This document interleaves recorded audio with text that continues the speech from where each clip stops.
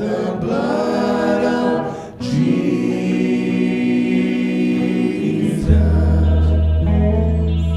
It's nothing but the blood of Jesus, my Jesus.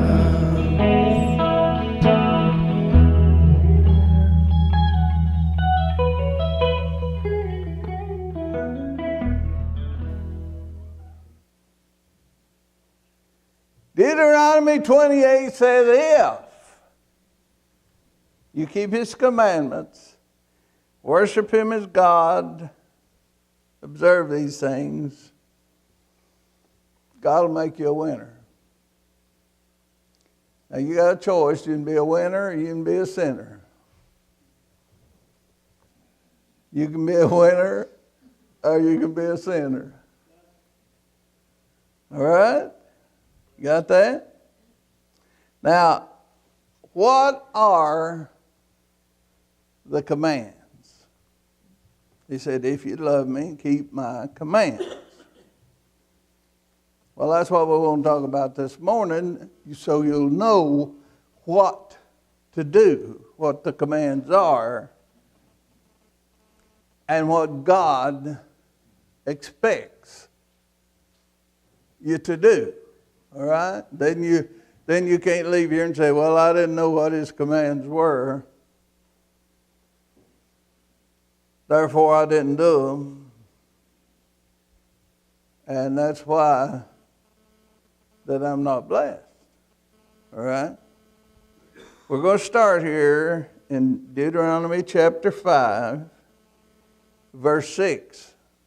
And I'm going to read you the commands. Now, when I preached this series before, some years ago, we had the 10 Commandments made on posts like that you put up if you want to sell your house or something like that. And a lot of people put them in their yard, the 10 Commandments. Now, some homeowners associations won't let you do that. And our government is making you take them down if you've got them up in public place. You see, and yet God said, if you keep them and you obey them, you'll be blessed. But who knows what they are anymore? I would hate this morning to say how many people in this congregation has the 10 Commandments up in their house. How many? You know, I don't want you to hold your hands up. I don't want to embarrass you. And maybe all of you do. I'm not saying you don't. But I can remember when they were all over houses. And you know, when these words were taught, people would even put the 10 Commandments on their arms. Like everybody's tattooing all over today. We'll tattoo wild birds and beasts and flowers and our ex-girlfriends' names, and, you know. Well, used to, they would tattoo the 10 Commandments.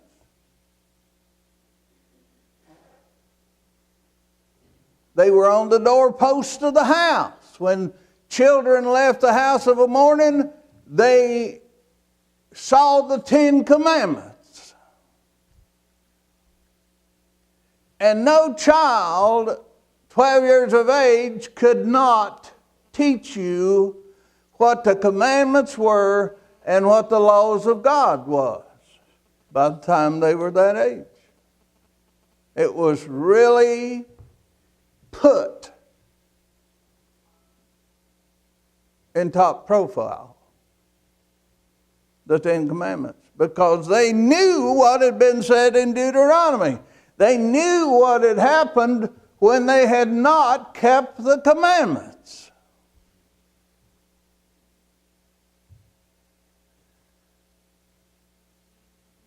Today, we're doing everything we can in America to get rid of the Ten Commandments. And yet, here God said, if you love me and you keep these commandments and do what I tell you, you're going to be blessed in your going, you're going to be blessed in your coming, you're going to be blessed in your children, you're going to be blessed in your workplace, you're going to be blessed in your garden, just whatever you do, you're going to be blessed. Now, which would you rather have? What we got in America today? I heard again this morning, another kid shot some people at a school.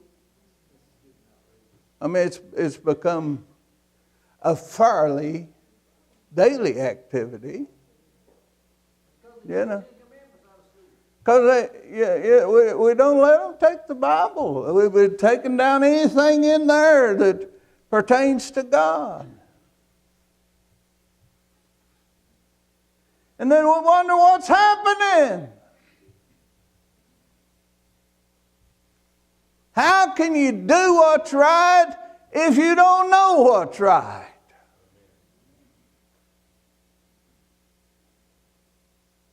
How can you keep them if you don't know them? How many people that go to church today could quote the Ten Commandments? Think about it. Think about it. And then you say, I don't understand why we're not blessed. I don't understand what's wrong with America. We got a sorry president. You know, it's easy to blame him. But the last time I checked, he wasn't God. He wasn't the one that was letting us down. He wasn't the one who could bless us or curse us. Was he? Who does Deuteronomy say can do that? Who? Let's listen. Who? And if we take God out, what do we got left? So let's see what these commandments are. Number 1, verse 6, chapter 5, Deuteronomy. I'm the Lord your God who brought you out of the land of Egypt, out of the house of bondage. And you shall have no other gods before me. That's number 1. Now, I don't necessarily like to call them the Ten Commandments. I call them the tender commandments. Because you see, God didn't write these commands for His good. God didn't have a spiritual problem. Who did He write the Ten Commandments for their good? Why did He write the Ten Commandments? Because He knew they would give us a beautiful life. He wanted us to be happy. He wanted us to be free. He didn't do it to hurt us. He did it to help us. He didn't do it because He hated us. He did it because He loved us. Now get that thing straight to start with. Quit hating the Ten Commandments. They're the only hope you have of knowing what's right and wrong. Amen? So let's call them tender. Lord, you loved me, and you gave me these commandments. And you said, Lord, that if I would keep them, now stick with me, if I would keep with them, you'd bless me going, coming, up and down, round and round. I'd not be the head. I'd not be the tail. I'd be the head. I want to keep the commandments because I don't want to be the tail.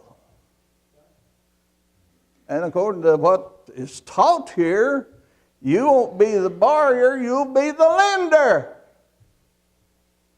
God will bless you until other people will have to come to you for help instead of you having to go beg somebody to help you all the time. How you want to live? A beggar or a winner? Number one, love the Lord your God with all your heart.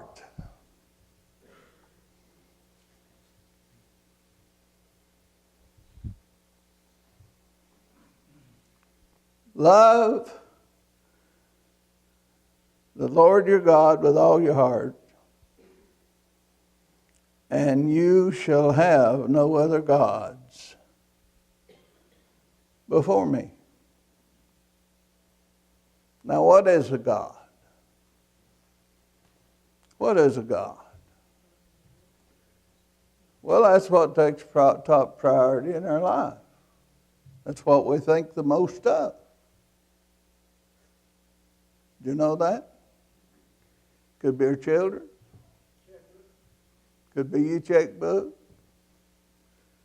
A lot of times, you know, we talk about these special offerings, and I say, do the checkbook examination. You want to know where your money goes? Pull out your checkbook. And how much of it's going to God? How much of it's going to help your neighbor, someone else in need? You might try that when you go home today and you say, boy, I sure would like to keep that television going. And you open your checkbook and you say, I'm going to see here where my money's been going. And a lot of it's gone to Golden Corral between 12 and 12:30. You know what I'm talking about. Fashion Annies, and pink panties, and hunting and fishing. You know. We do what we want to do, don't we? Who among us don't do what we really, really, really want to do? We find a way, don't we? These girls, if they decide to go courting, and nobody won't let them, they'll crawl out the window. You know. Get their girlfriend to lie and say, I'm spending the night with her. I mean, you always find a way, don't you? Huh? You miss school, you get somebody to write your excuse. I know. We find a way. You agree with me? If you want something bad enough, what are you going to do? All right. So who's your God? Well, that's the person or the thing or the place that means most to you. Could be a woman. Could be a man. I've seen women give their souls for men. I used to preach a sermon, my soul for a man. And I took it from the real life ordeal we'd had with a woman that said, if I have to give my soul up for him, I will. She made that deal. Well, she thought it was. What is priority one in your life? I had a woman call me the other day screaming hysterical, and I thought, Lord have mercy, somebody's died. Something awful's happened. And I said, honey, calm down. Talk to me just for a minute. We'll work through this thing. I said, what happened? She said, they cut my Section 8 off.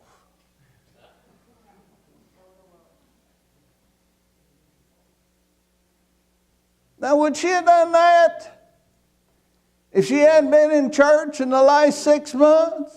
I can tell you, no, because she hadn't been in church. But when they cut her Section 8 off, things got down to business. See, she needed that. But she hadn't needed the Lord.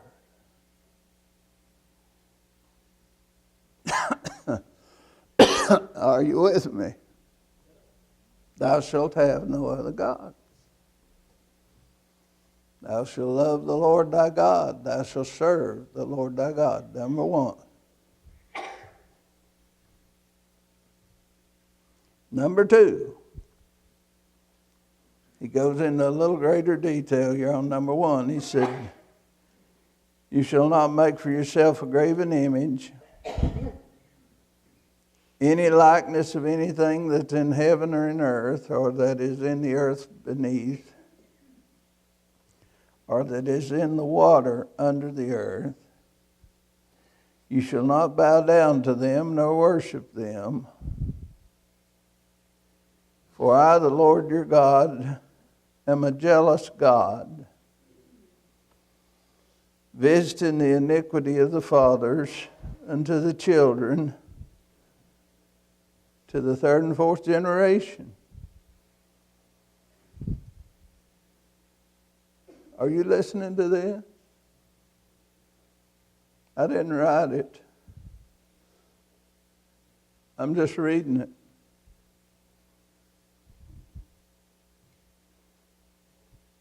Visiting the iniquity of the fathers upon the children to the third and fourth generation of those who hate me. Daddy, you don't just mess up your life. You mess up a life to 3 or 4 generations. But I show mercy to thousands, to those who love me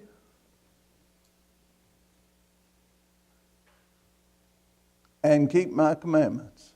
That's why we're talking about the commandments. Now, what's he saying here? What's he saying here? He said, trouble is ahead if you don't love me and keep my commandments and serve me and let me be your God. You got trouble coming, not only now, but through 3 or 4 generations. Your children's children are going to have trouble. Now, people don't want to accept that today. No. I wonder what happened. I don't understand what's going on. We hear that. If you'd read the Bible, if you'd read the direction book, you'd know.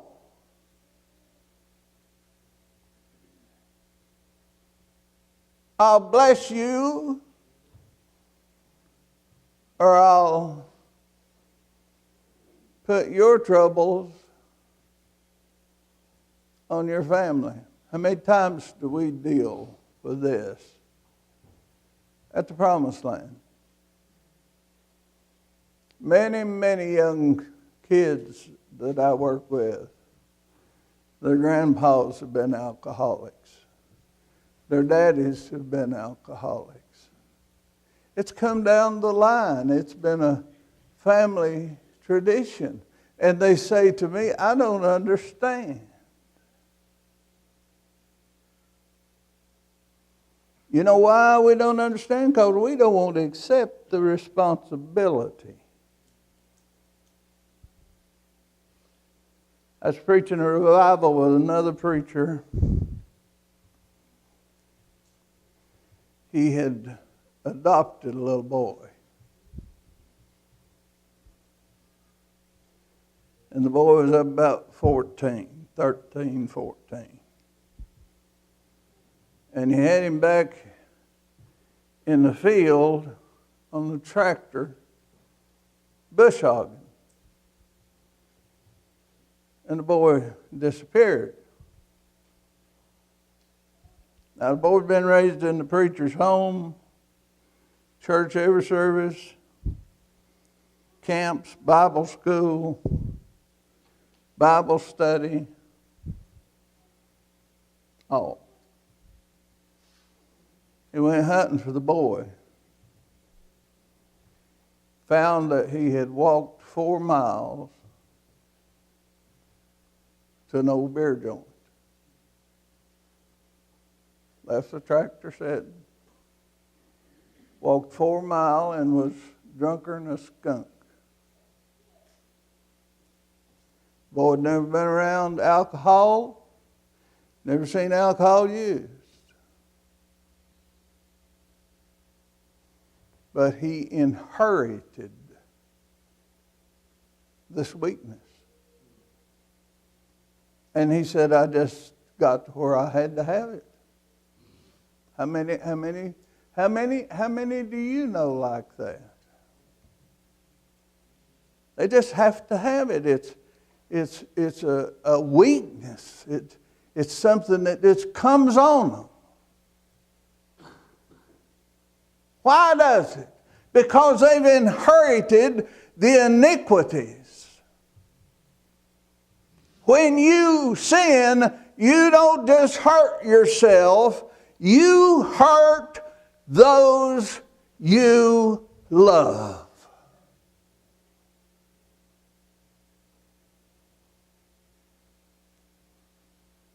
And probably about half the people will get mad at me this morning for saying that. Because we don't want to admit the guilt. It's not us, not our fault. We didn't do anything. We done everything right.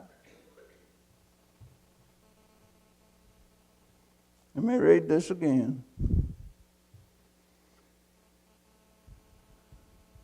You shall not bow down to them nor serve them, for I, the Lord your God, am a jealous God. That's number one. God is jealous. When you're putting something else at more importance than Him, whatever it is. I love old cars, but I don't love them more than I love the Lord. But I see guys come down here with old cars that if you was to touch their car, they'd want to whip you.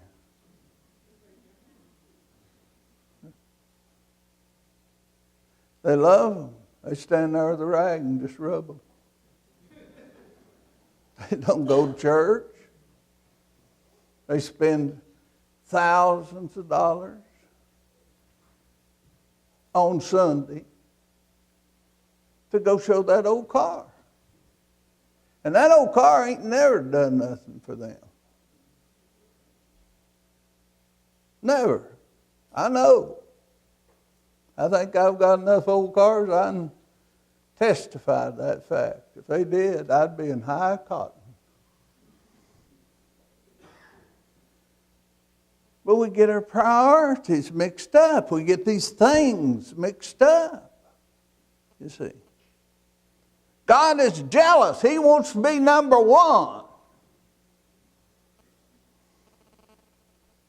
Visiting the iniquity of the fathers upon the children to the third and fourth generation. Now, is that what it says? Now, how could I change that? I can't change that.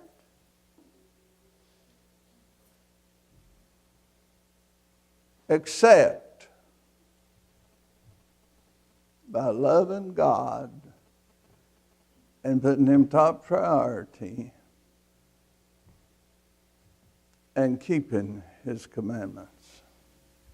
Listen to me. God is jealous. God wants to be number one, and He will be number one or he won't be in the race at all. God don't come in second place, Charlie. They're third. If he runs a race, he comes in first. Well, he don't have to be the only car. He's the fastest. Now he shows mercy to thousands to whom love him and keep his commandments.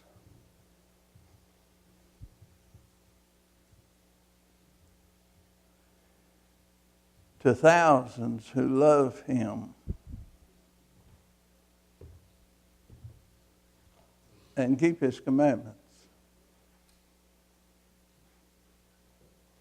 And we've just covered number one.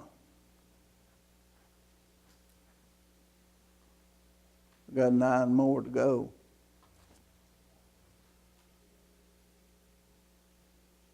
You say, boy,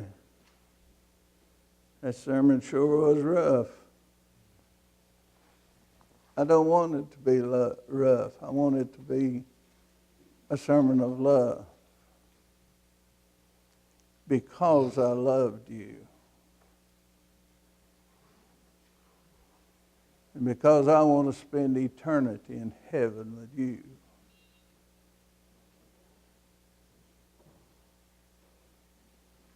I tell you the truth. I could lie to you. I know enough stories. I could tell stories. Every sermon, all sermon long. And probably you'd laugh at most of them. I can do pretty good being stupid and silly. But that's not what it's about.